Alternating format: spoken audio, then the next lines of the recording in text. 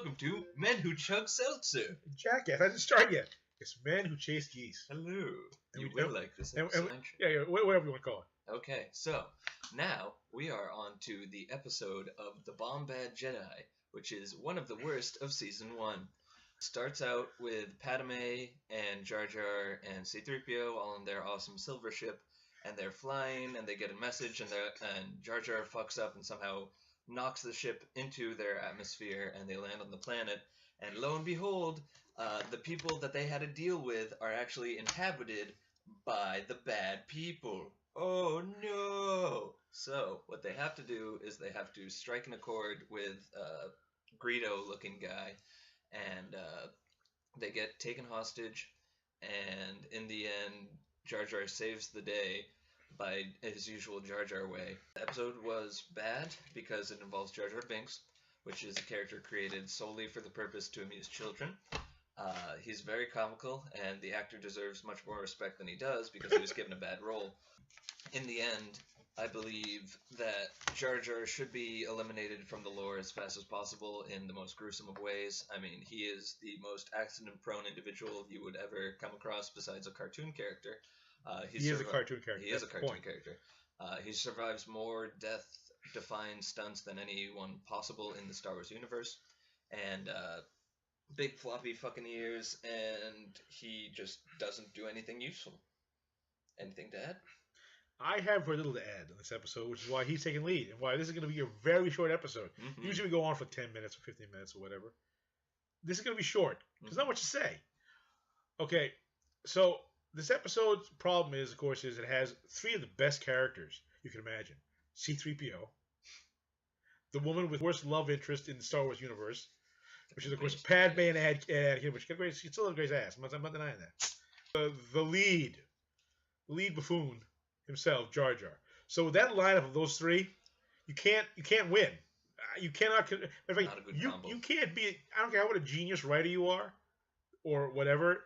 With that, if those three are your leads, I really put it to you, whoever you are out there, to make that a good episode because it can't be done. Okay, so they're terrible characters. I don't like any of them. The end.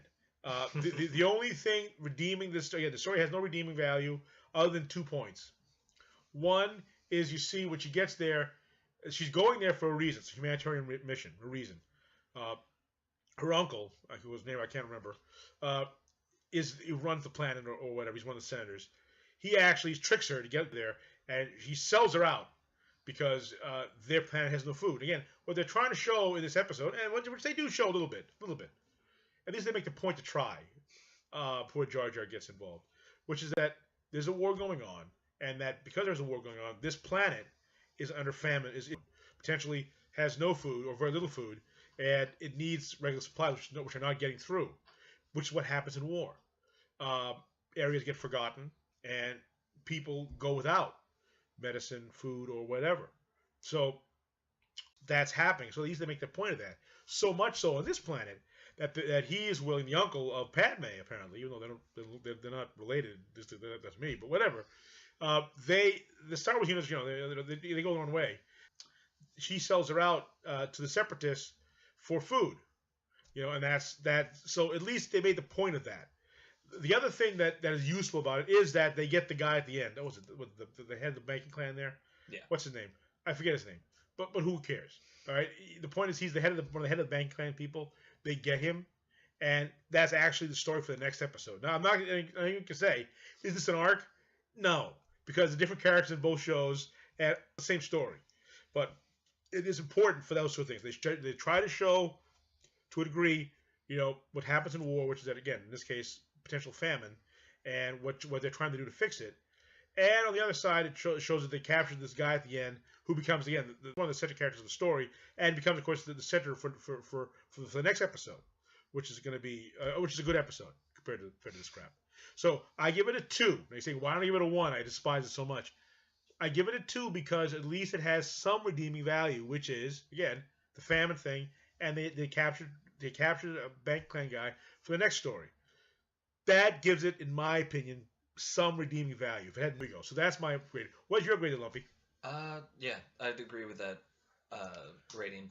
the desperation that you see on the Greedo species is desperate. They have no other way to turn. Their resources are completely kaput, and they have to have. He's a senator, so he has the entire area of his land to take care of. And the way he does that is, in his mind, he is told he just has to bring Padme to this planet, and then once he brings Padme to the planet, they're going to capture her. Oh, that's stupid. And so, well, and that's the state that they're in. They are getting food for an exchange. So that's an equivalent exchange in his mind.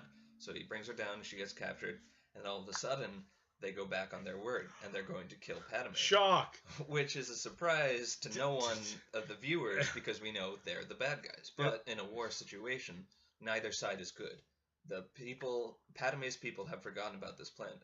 They aren't there for the resources, and they are in desperation, so they need to move to other sources, which were the Separatists at the time, and the Genosians. The banking clan is the only one there at the time, so they kind of have to do whatever they need to do to survive.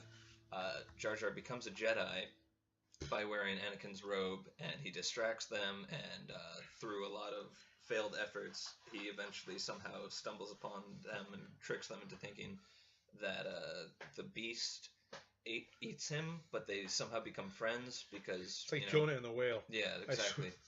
For some reason, he doesn't get eaten. Probably because his people have an underground Atlantis base and they get along well with animals under. I just think it's just a plot point. Yeah, they just were like. I mean, we don't know how to write them. Yeah, you have the whale jump up on land and just go to town. He's just like hi, and he just beats crap. Of course, he can. He's a whale, but if he's a whale, how the hell is he? Whatever. You know. Again, it's a Jar Jar episode. Yep. You know, I'm done talking about it. I'm done. How about you? Basically sums it up. Okay. 2 out of 5. 2 out of 5. 2 out of 5. All right. Next week, we should have a better episode. Thank God. This is going. Oh yeah, this one. Cloak of Darkness. Okay. And there you go. All right. Well, this has been Chase Geese. This episode. And until next week, take care, people. Bye.